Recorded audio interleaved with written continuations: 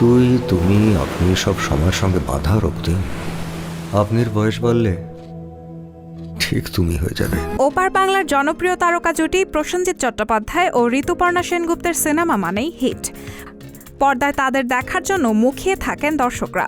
ক্যারিয়ারে একসঙ্গে বহু সিনেমায় জুটি বেঁধে অভিনয় করে দর্শক মাতিয়েছেন প্রসেনজিৎ ঋতুপর্ণা। আবারও পর্দা মাতাতে আসছেন এই জুটি। তবে সিনেমায় নয়, এবার বিজ্ঞাপনে একসঙ্গে পর্দায় ধরা দিবেন প্রসেনজিৎ ঋতুপর্ণা। এক বিজ্ঞাপনী সংস্থার রান্নার তেলের প্রচারে কাজ করবেন তারা। বিজ্ঞাপনে ইলিশ চিংড়ি রাঁধবেন এই জুটি।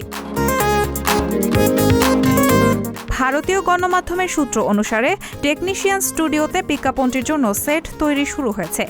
18 সেপ্টেম্বর ঋতুপর্ণা প্রসেনজিৎকে নিয়ে শুটিং হবে।